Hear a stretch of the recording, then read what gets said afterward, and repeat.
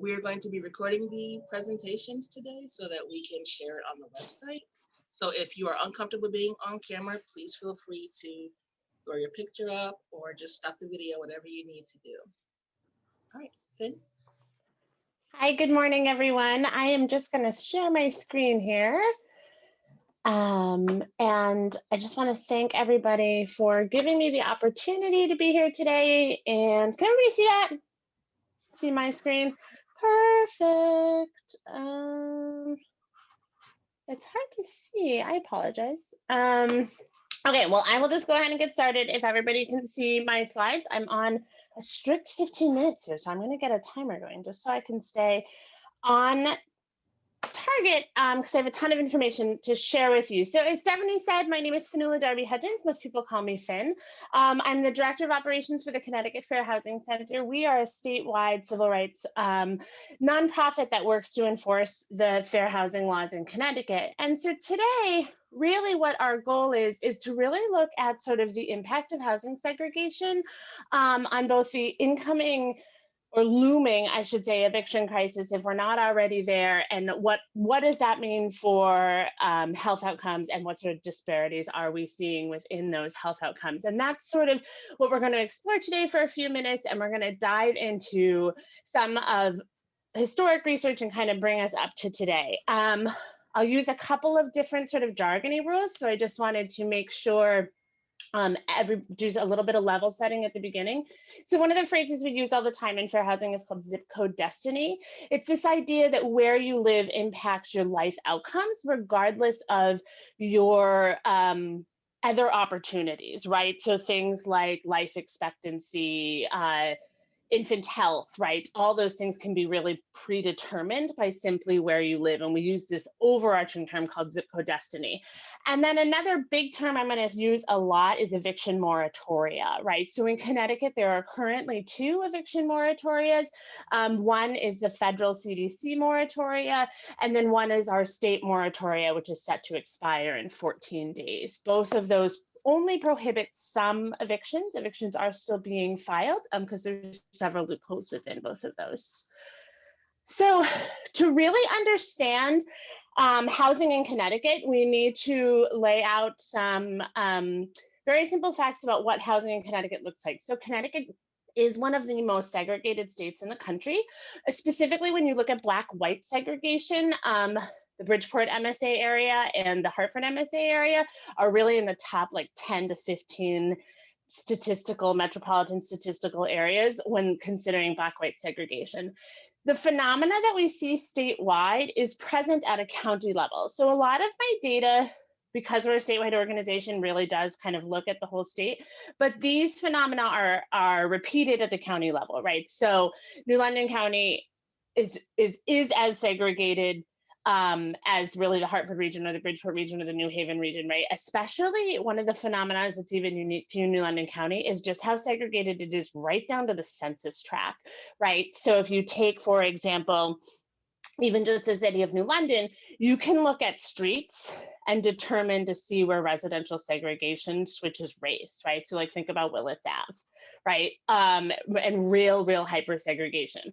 And so why this matters is it really presents 2 different housing markets, right? And where the political power and infrastructure and investment is present is often determined by the fact if white people live there or not.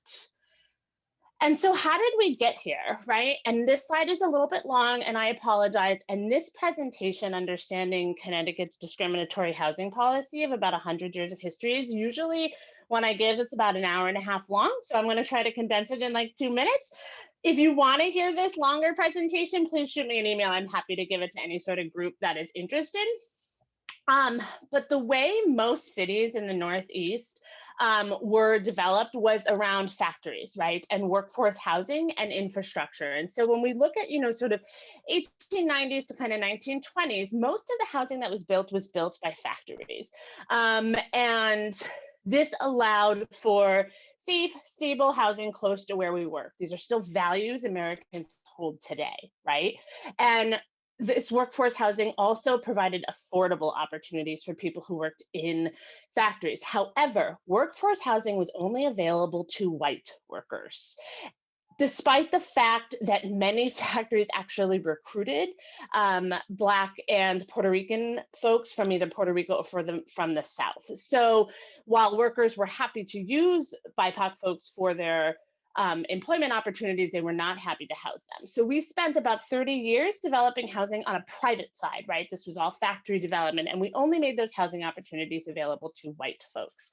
As a result of those early investments, private investments in housing for workers, white families were able to develop a period of wealth, right? When you have stable, affordable housing close to where you work, you can develop wealth.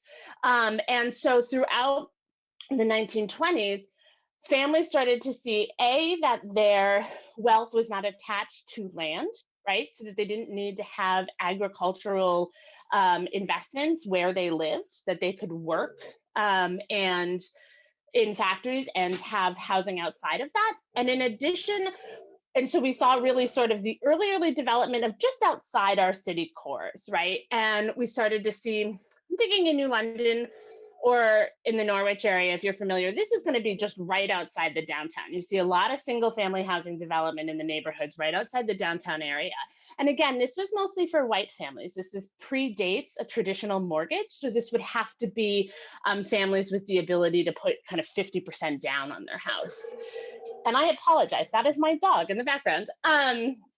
And so as we approach the 1930s, we head into the Great Depression, and the federal government is very concerned that all of this development that has happened in the past 30 years is going to crash, right? So we're going to see a major foreclosure crisis. We're going to have investment come out of the cities. The factories are going to fail.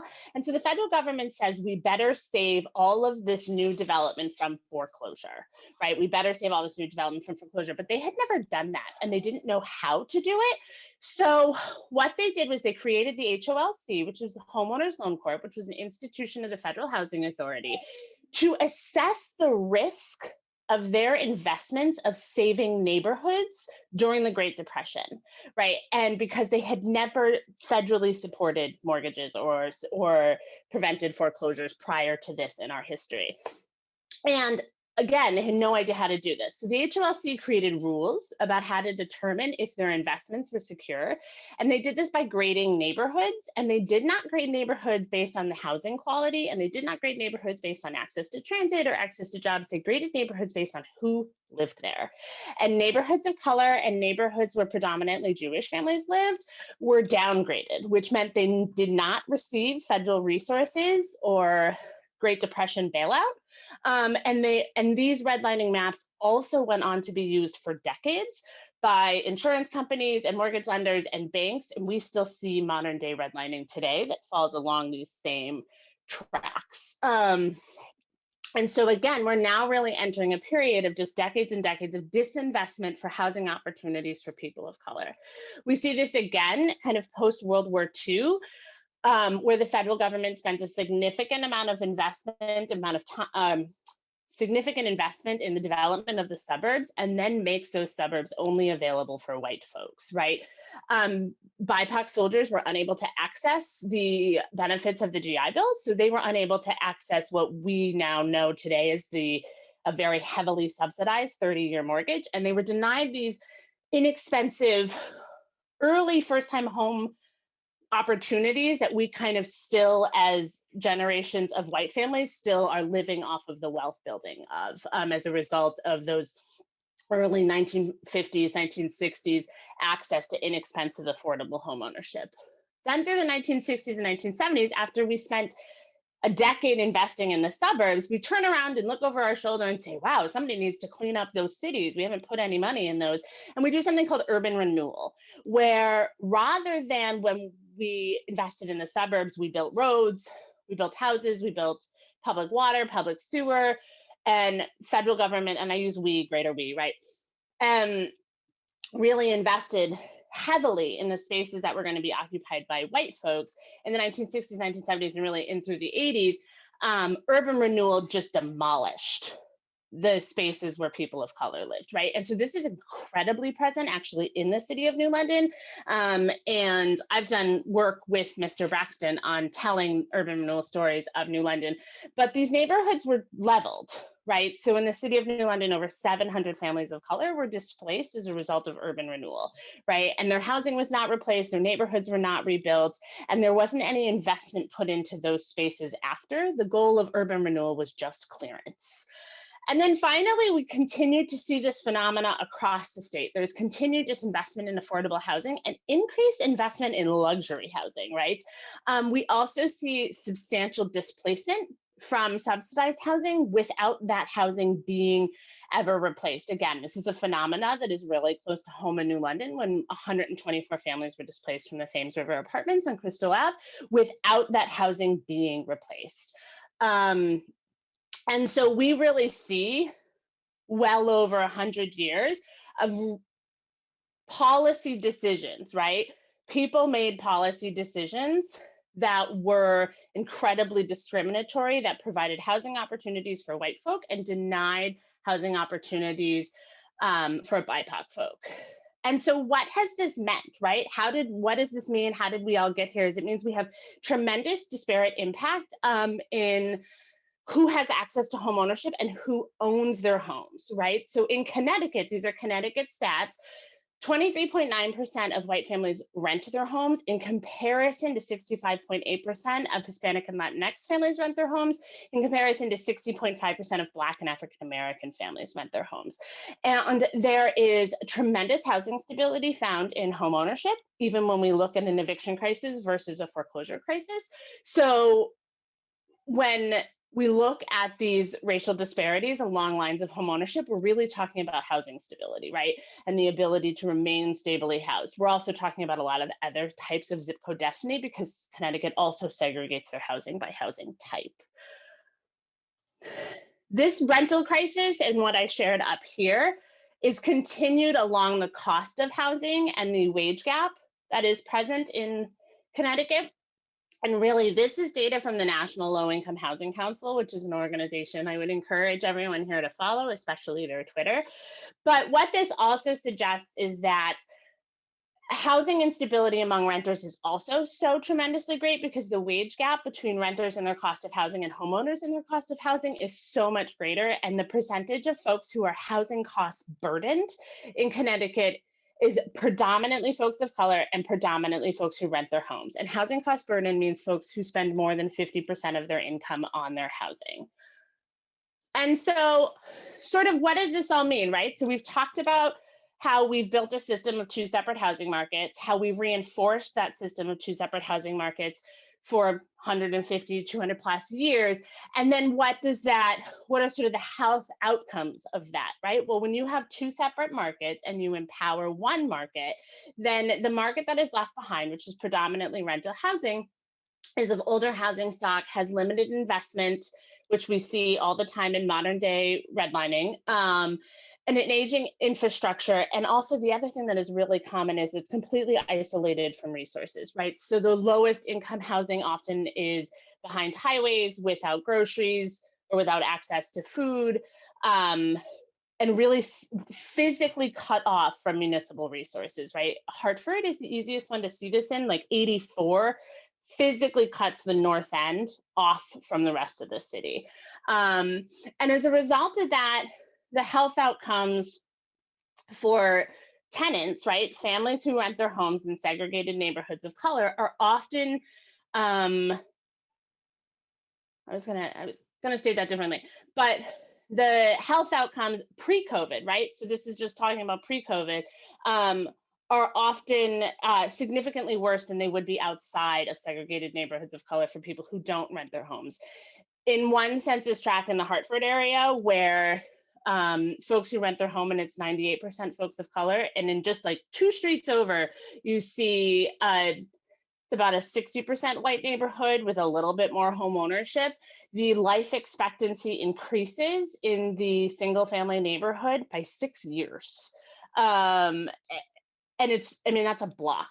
It's a block difference. And so even pre-COVID, we're talking about significant health disparities in neighborhoods of color versus white neighborhoods.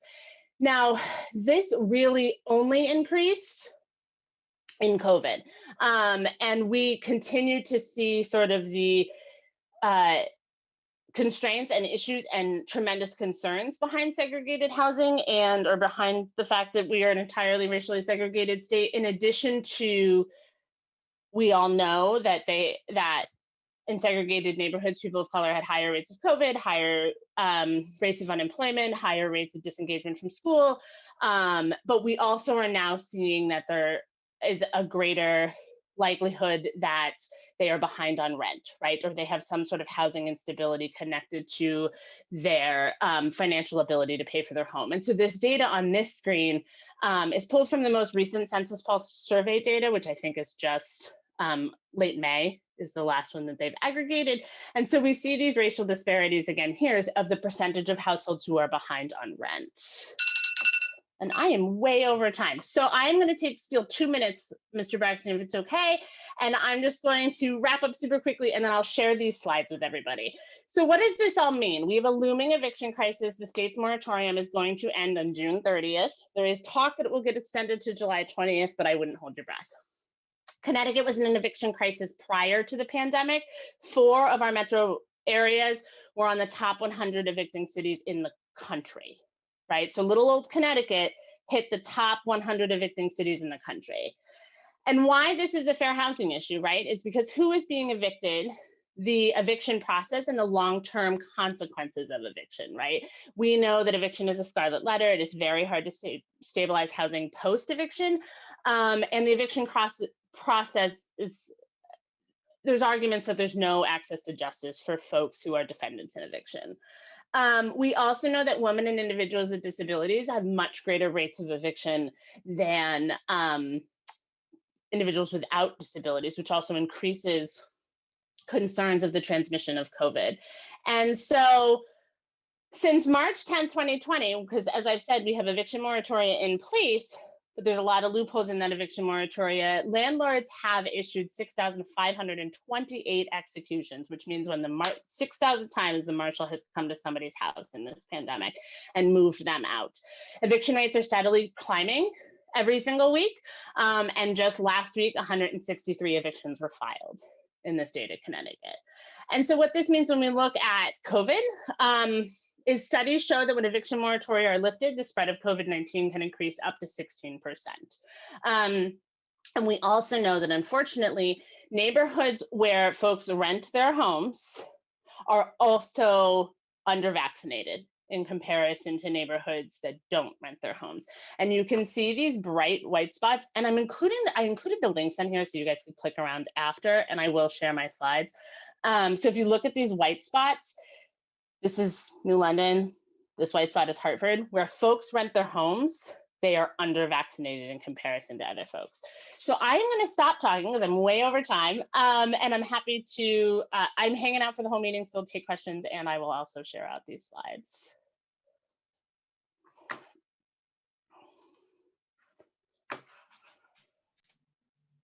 Thank you, Finn.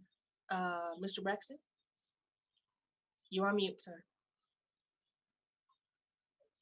Mr. Braxton, you're on mute.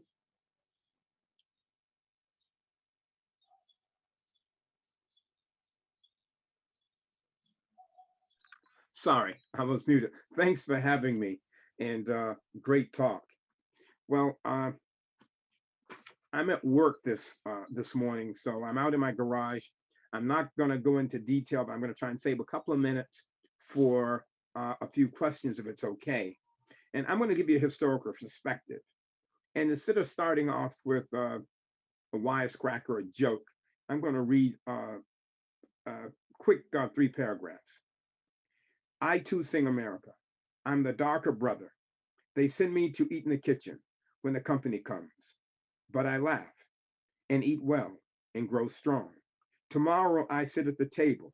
When company comes, nobody will dare say to me, eat in the kitchen. Then, besides, they'll see how beautiful I am and be ashamed. I too am America. This was written in 1926 by Langston Hughes. And it was included and the beginning of one man's castle. And it's about Dr. Sweet, who purchased a home in 1925 in Detroit, Michigan. And this home was in a white neighborhood.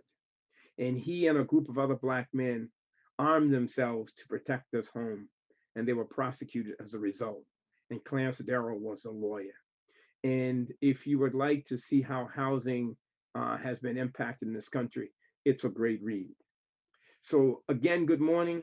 Thank you for allowing me the privilege of addressing you this morning. I have a few notes I'm going to use because with the time constraint, I want to make sure that I hit certain points that are also very accurate and I don't have to rethink if it was correct or not. In the year 1717, the good citizens of the town of New London at a town meeting voted their objection to free Blacks living in New London of owning land anywhere in New London Colony. And New London Colony wasn't this less than 10 square miles from London. That's going up to the Rhode Island border, over past Salem and Colchester. So it was a great expanse. And that very year, the Colonial Assembly, which would be the state government today, passed a law in accordance with these sentiments, prohibiting free Blacks or mulattoes from residing in any town in the colony. It also forbid them to buy land or to go into business without the town's consent. Now, it's important to note that these provisions were also retroactive, which means that if you were a man or woman of color who were lucky enough to purchase some land, your deed was now void. And you could be arrested and prosecuted for that violation. Now, these issues concern housing discrimination, but it's not something that started 150, 75, or 25 years ago. You know, it goes back a very, very long time. And more often than not, it was a violent history. You know, the young lady who spoke before me talked about evictions. They evicted us in the past too, poor people and people of color, but it was also very violent. They just drove you out of town or out of your home. But after the Civil War, when we gained our freedom, is when these issues really took hold and started to cause problems. Because with the Emancipation Proclamation and freedom, we were able to start to travel and go places and live where we wanted to. And that brought about the passing of the Black Codes and other laws in the South, but in the North, they fashioned not the Jim Crow law, but they started to use other laws, zoning. The zoning laws, little language in the deed, which were restrictive covenants. These things were as effective as the Black Codes. And in 1917, there was a case of Buchan versus Waller, W-R-L-E-Y, Wally. It struck down an ordinance prohibiting Blacks from owning land and buildings in predominantly white areas, but it didn't stop the use of these restrictive covenants and what have you. And I should note that redlining at that time started to take hold too. And this is going back way before we started the FHA. So in this country during this time, a two-track system for discrimination existed in the South, as I said, and in the North. At the advent of World War I, a great migration started to take place. And we started to move from the South looking for jobs. And when we came north, there was a housing crunch. Blacks attempted to fight against these unfair practices by using the courts. And in 1926 Supreme Court case of Carrigan v. Buckley, where the court upheld racial restrictive covenants, that's when every state almost in the union basically decided to place these things in the deed. In 1948, they actually struck down these covenants, but not in private deeds. And if you go to the courthouse in New London and you look at a deed from say 1940, 1945, Lyme, East Lyme, Old Lyme, some of those areas out there, you will see that there are restrictive covenants in those deeds. And along the beachfront area here in the colony that was here in New London, you can also find them. I've actually seen a few. The FHA, and I'm jumping ahead a little, had as part of their policies actually written into their code that they were going to have restricted neighborhoods, that their system and procedures actually said that we would only allow homes that we would actually pay money to guarantee if they're only neighborhoods for one group of people, that they had this idea that you could not mix people. So as a result, Detroit, they were building a housing development. Before the FHA would actually guarantee the mortgage, they required a 6-foot cement wall be built on a road to divide the Black and white neighborhood. The Federal Housing Administration allowed the government to wade in a way that eliminated basically all protection for people to have a shot at accumulating real wealth. Because the FHA's policy were adopted by the VA. When men came home from World War II, expecting the use of their VA benefits, we didn't get them. The thing that I found so interesting was that Levittown, New Jersey, you could buy a house between $7,000 and $11,000, guaranteed by the federal government, that you were paying a mortgage that was less than your original rent. There was a Black man who had secured a contract to haul the sheetrock and deliver the sheetrock to that development, and he was forbidden from buying a house in that neighborhood. Those very homes that people were paying $15,000, $16,000, $17,000 for are now $500,000 homes. Think about what you've done to your family's generational wealth. To give you a good example, in 2016, the average wealth of a Black family was $17,600. The net worth of a white family was $171,000. 10 to 1. The Pew Report around 2000 issued a paper that the average wealth, 2010, the average wealth of a Black female in America was $50. And that's atrocious, because most of the furniture and things that they had were from Rent-A-Center. They didn't own the home. They were renting a lot of the items in the home. So there was actually nothing of value for years of work that they could actually point to and say, that's mine. Now, New London was nothing but a small microcosm or a test tube model of what had been going on nationwide. And anyone who's driven through New London on their way to Rhode Island, you see the impact. When it was said earlier, the north end of Hartford was divided. 95 divided New London. If you came here prior to 1968, when you drove to New London, you could drive across 95. There were roads that actually came right across 95. If you go William Street, a few of the other streets, they were cut off. And there were Black neighborhoods that people were just, their homes are taken. Now, urban renewal, some people call it urban removal, had the same impact. There were Black families in New London who had purchased homes for $8,000, $10,000, struggles, made all kinds of sacrifices. When the redevelopment agency came in, purchased a lot of those homes, bought those people out, those people never were able to afford another home again. There were people who actually were aware that change was coming, purchased some of these homes. These homes are later purchased by redevelopment agencies for 10 times the cost that they had paid, or 5 times the cost they had paid.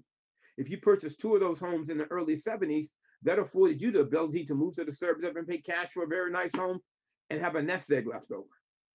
We didn't have those benefits. And so you ask yourself, why is it that it is so important that we address the issue of housing? Because housing impacts wealth, it impacts your education, it impacts your health care. And there is no data that I have been able to find yet that shows that if you own property, you at the end of the day will be poor. That if you are a property owner, that you will not have the ability to impact the education that your kids are going to have, to say nothing of your health care. But the redlining issue determined where you were going to be able to live. Now, the myths and the conspiracy theories, well, we did the redlining because we don't want them to live here. It will drive down the property values. There's no empirical data that has shown that has actually been the case. What's really been the case, recently I know of 2 cases. One, there's a handout. I provided a book list and a couple of articles. And there was a young woman in Colorado. She was about to sell her home, Black female. She had her house appraised twice. Each of the appraisals caused her to pause. And she felt in her heart that the appraisals were undervaluing her home. She took the unprecedented step of having a white friend stand in for the appraisal. The house price almost doubled. What changed in that house? Was there additional painting done?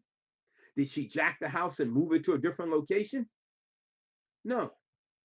A person not of color stood in that the appraiser saw and made this quantum leap to change the value of the home. That is wealth being siphoned out of a neighborhood, siphoned out of a people, and siphoned out of future generations. And if we really look at it in total, it impacts not only people of color, it impacts the whole country. Because to regress back to one of the statements my father liked to make, you can't move either with your foot on my neck. So when we have now siphoned all the money out of cities by not fixing things and not taking care of them and just letting them deteriorate, now one day these items are needed because we're all in the same boat. And if we look at New London, there appears to be a regentrification taking place here. There's some very interesting new buildings going up. And those buildings, I do not believe, are going up for the poor. When you look at a person needing approximately $54,000, I think the number is, to afford a 2-bedroom home, you can't do that on $10 an hour, $12 an hour. You know, many years ago, America had something called the 25% rule. I don't know if any of you are familiar with that. It was in existence when I moved to Connecticut. 25% rule was that one of your paychecks paid your rent. Now there are people who are taking 4 paychecks to pay their rent. And when they pay their rent, they need a second job to buy food and try and keep the lights on. So what we've been having happen over time is this class of people who are being evicted, this class of people are no longer being able to afford homes, and the homes that are able to afford are homes that are in areas that are less desirable, is expanding beyond just the statistical norm and that group that people thought were the ones who were going to be left to their devices.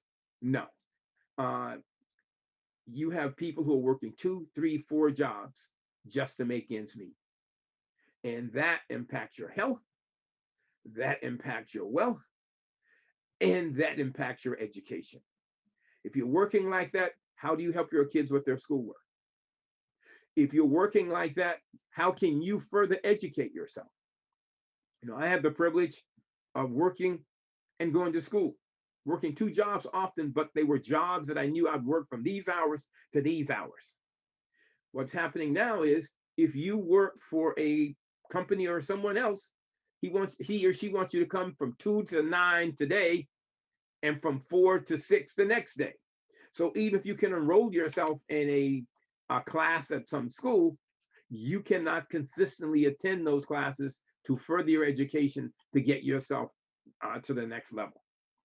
I don't want to miss because I actually have to get into work, but the long-term effects of African Americans and people who are poor of color being denied home ownership is actually expanding the class of the poor. I have been reading some stats, working on another little project for myself. I had come across, by chance, one of the people who was in the prior administration was in a group that owned 5,000 pieces of property. In 2008, when the housing crisis hit, and there were all of these foreclosures, and speaking of foreclosures, those subprime loans that were being made, that money was guaranteed by the bank, but the bank's money was guaranteed by the government. So there's this whole different way of segregating us and using a house to extract money out. They made loans in neighborhoods with with no facilities, no nothing, at exorbitant rates, took all the money out. When the homes were foreclosed, the banks didn't lose anything. But what did happen during that 2008, there were a large investment groups who went in and bought 200, 300, 400 homes at a time. There's one group that has 50,000 pieces of property. If half of those are single family homes and you distribute that out, that's a lot of single family homes that regular people could be amassing wealth by owning. So the impact in the long term is going to be, there are going to be more poor people because they never got a chance to get into that housing game. You can take that house that's worth $500,000. You paid for that house. Your kid needs to go to college. You have a piggy bank that you can draw upon. There is a young woman who is on that book list that I gave, The Whiteness of Wealth, how the tax system impoverishes Black Americans and how we can change it or fix it. Should read this because it's not what it's cracked up to be. If you have a grandchild and your child would like to go to Connecticut College and there's $50,000+ there, you can write your grandchild a check and both of you pay tax, or you can write Connecticut College a check for your grandchild and pay no tax. And you could have gone to the bank, gotten the money out of your house, taken the money out of your house, given your kid the check, pay no tax. That kid walks out of school $200,000 not in debt, out of debt. A serious leg up. There are 3 publications, books that I would recommend to really understand the basics of some of this. The Color of Law, a forgotten history of how the government segregated America.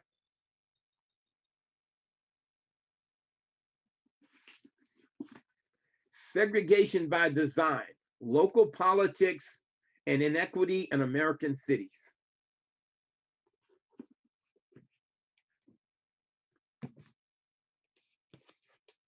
Waste, One Woman's Fight Against America's Dirtiest Secret. So you go, how is waste impacting the housing market?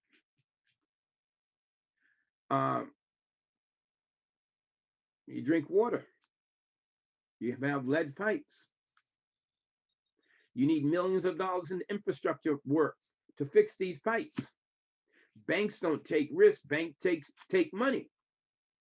The people who work for the bank will know where those lead pipes are.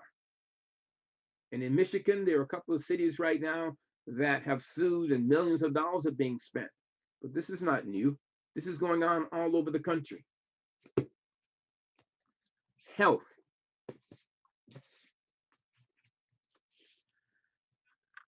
Diabetes, a history of race and disease. This was quite an eye-opener because at one time, diabetes was not considered a Black disease.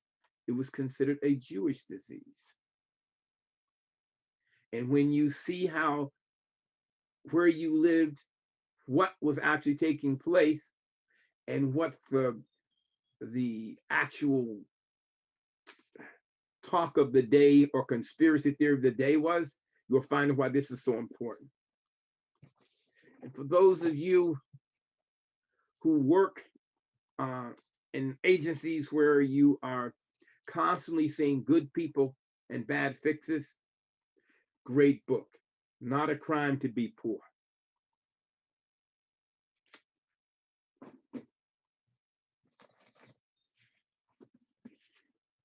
Which country has the best health care? It's not America. We're going to hear that we can't do anything about housing. We can't do anything about education. We can't do anything about healthcare because it's all socialism. Those people who say that until you ask to take their mother or grandmother's Social Security check, and you will find out how much they truly believe in socialism. Isabel Wilkerson has written 2 books, The Warmth of Other Suns and The Caste. Caste was a 10-year project. And when you read Caste, you can see again how the expansion of the ranks of the poor are expanding. And it is going to be a series of class as well as race. And class is going to impact a lot of people. In 1980, when Ronald Reagan became president, 1% of the population of America controlled 9% of the wealth. When George Bush Jr. left, 1% of the population controlled 24.9% of the wealth. You cannot continue to expand your piece of the pie without everyone else's piece getting somewhat smaller. So if you truly want to address this issue of housing, it has been going on now in America since its inception. It did not change or metamorphosize into what it is by accident. It had a lot of help along the way. And it's going to need an awful lot of help to be attacked and defeated. The biggest and most effective weapon, I think, in this fight will be information. But information that actually puts everybody in the boat and that everybody has something at stake in the process. Because if you're a person living in the suburbs, you moved and you'll keep moving, hoping that by moving, the problem isn't bothering or impacting you. The unfortunate thing now is that this country is aging. You need 2.6 children to replace births to replace the people who are here. We're teetering on that right now. So if there aren't enough people to look after those who have gotten older, what is going to happen? So we have older people coming back to the city, and we're pushing younger people out to the suburbs, because it's kind of my view is this myth still exists that the suburbs are going to be the best. But what will happen is, as the older generation comes back and the young ones are out there and they're making less money, how will they be able to pay for all the services they need to keep those great schools, to keep those great roads, to keep those houses up? It won't happen. There are no free lunches. The last free lunch was eaten a long time ago when we weren't there. I hope that as we work our way through this, that we get people at the table who don't think that they have anything to lose by not being there. A concerted effort has to be made to put the message and get the information out there that this isn't a poor problem, it isn't a people of color problem, it's an American problem. And that we all have a dog in this fight. And if we don't do something, at the end of the day, we're all going to pay. One other book I would definitely recommend too is America on Fire. Because every time there's a riot, allegedly, or a rebellion, and property is destroyed or what have you, they're destroying their own stuff. They shouldn't do that, and that's why I moved. What did the people own there? What did they really own? Not much. So I quickly tried to touch upon the things that I wanted to. And I'm actually in court this morning. I'm out in my garage right now. Can I answer a few questions for people before I have to leave you? Absolutely. If anyone has questions for Mr. Braxton, you can either put them in the chat or you can just come off mute and ask him right now. And if you have questions afterwards, you can email them to us and we can get them to him. And I know that he will get us the answers. I will definitely do that. But I hope that you get the book list out, because yes, it is quite a good read. As you start reading it, it's like a golden thread running through this piece of cloth. It's all connected. Yes, we are going to send it out with Finn's slides and a recording of today. And last night, I read an article while I'm searching. A couple in California, their home was undervalued at an appraisal by $500,000. $500,000. That's a lot of cheese. And how many times did that happen? No questions? I have a question, Mr. Braxton. I'm glad you touched on what's happening in New London. I've been thinking a lot about this, and several of us not only work in New London, but live in New London with you. So as we're looking at this growth of development of luxury housing and the new apartment buildings going up, what would you have us all be yelling about at city council meetings in thinking about the millions of dollars that are coming into the city from the federal government right now to prevent a further erosion of access to housing and an opportunity for folks who have been shut out of intentionally through policy opportunities to purchase housing, to kind of slow that down. Yeah, what's happened in New London is New London has been like the stepchild of the surrounding area. And whenever somebody, it's like racism at its best. And New London was the person that any town can say, well, at least we're not New London. And whenever they wanted to offload a problem, where did they send it? Whenever they thought something didn't need to be in their town, where did they send it?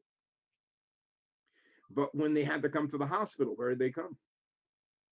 When they needed water to expand their communities, where did they come? So it's a jewel in the rough.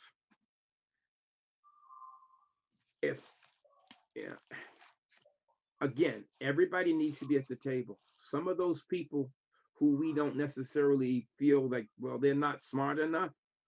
They've lived through some very tough times. They're smart enough. They should be sitting there and be heard.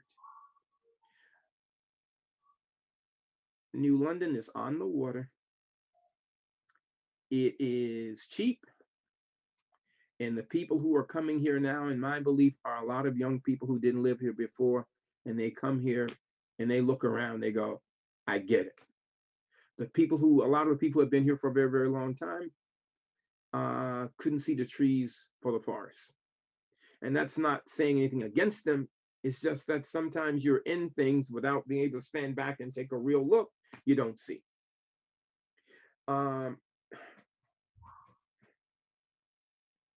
That point about removing everybody from the high rises, where did those people go?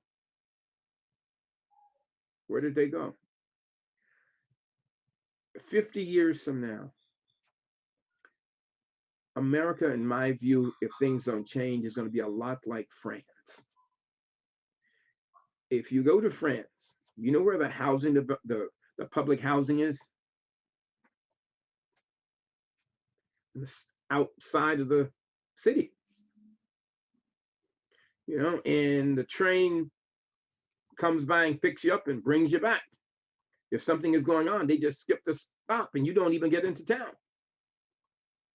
When I was a little kid, a gazillion years ago, where did poor people live? Any idea where did poor people live? Somebody say, where do they live? On the waterfront. Poor people in the old days lived in the country, which we call suburbia today. They didn't live in town. We think about those factory workers, those urchins poor. There were more people living out of town on farms and in the sticks. It's going back to that. 30 years ago, the guy in suburbia, his income was high enough that his wife could stay home between day 1 and 1st grade for their child. Not anymore. That person is sliding closer and closer to that person in the city's living standard. The biggest difference is he may have gotten a house, but could he get a house today based on what he's making now? Not the house he possibly is living in. So the income of a large percentage of America is not rising and not expanding in the fashion it has a generation or 2 generations ago. If you're over 50, you more likely than not have a defined pension plan. If you are 40, 35, more likely than not, you have a 401k. And on the wrong date, it's a 101k. So it's changing lives, whether or not people see it, it's changing. Any other questions? Nothing? Mr. Braxton? Yes, sir. Just, just hearing all of these, I think the case is pretty convincing that, there is this issue just exists. And, kind of to Jen's question earlier, I mean, what is it that we can do that is going to positively move this forward so we don't perpetuate this, time after time? Jen's asking, what do we say to a counselor when we go into a meeting? What do we say to our neighbors when, they're selling their house and, or how can we, what is it that we can do that's going to move this forward or cause people to invest in affordable housing or change people's minds on this? I guess that's the, I see the problem. I just want to know what to do. I wish I had a 1-sentence answer for you. But this is one of those cases where there is no such thing. This is a cornucopia. This is a issue that's going to have to be addressed from many fronts. The original formation of housing in Chicago, public housing, they had some of everybody living in that housing, from one end of the spectrum to the other. When they started to let only the poor live there, the housing went down. Because when there were people there who voted, people with higher education, people with other expectations, it's kind of like they knew how to use the rules. Go down to town hall, make a complaint. They would hear them. They would take care of it. If you start reading some of the things on the book list I gave, where people are renters, certain renters in certain areas, they would go make a complaint to the landlord. He fixed it quickly. Other ones, it would take him a week or a month to fix. So if he's not fixing things fast, what's happening to the property? He's still getting the rent, but is the property being maintained? And over time, if the property is not being maintained, what happens? You know, the young lady who spoke first, she and I had discussed once that when, at a prior occasion, a lot of the homes in New London were sold. People moved out. They were renting out the homes, but their real home was in one of the surrounding suburban areas. So they looked at that house that they were renting as a cash cow, putting very little money into that housing, and the housing stock was old to begin with. How long did it take that house to go down? Not too long. But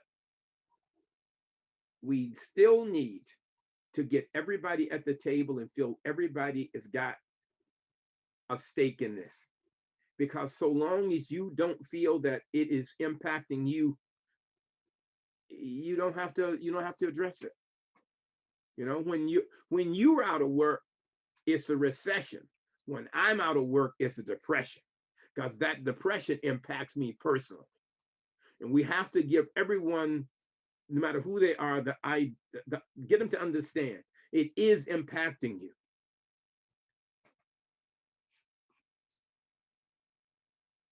Nothing else?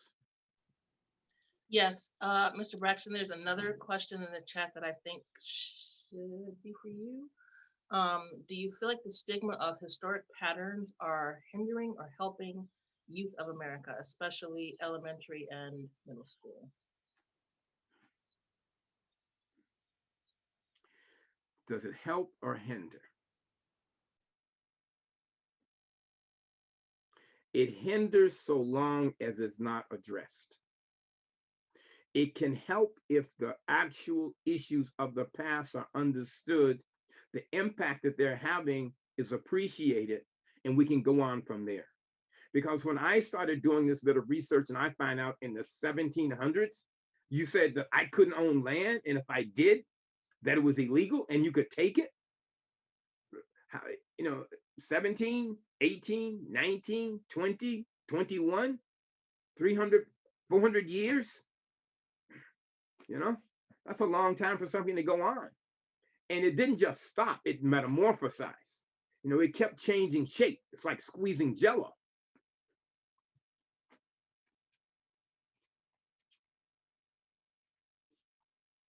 Yes?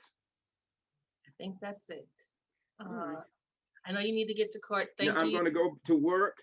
Thank you. Please take a look at that book list. You don't have to read everything, but if you do read some of it, I think the question that Jerry asked can go forward. And again, thanks for having me. Thank Be you safe. so much. Take care. Thank you, Lonnie. All right, bye-bye. Thank you. Finn, I'm wondering if you could just touch really quickly, which I know is hard to do because it was pretty overwhelming session, but there were some things being considered. Some things passed, some things didn't. This legislative session around zoning and housing as a right and stuff like that. What's your 2-minute recap of how we advanced and how we missed opportunities this year? So I think a couple of different things happened in this session, and the biggest thing to say is that this was for those of you who don't follow the Connecticut General Assembly, this was a session kind of like no other. It was described in many different cases as just a pure circus because the General Assembly never came together, right? Everything was remote. And so that led to a lot of very simple rules not being followed. For example, like there was a 25-hour public hearing for the inclusionary zoning bills, right? And so I was typing Ocean a message in the chat to discuss the barriers that create zoning. So a few things passed. We actually at the Fair Housing Center believe that they did more harm than they did good.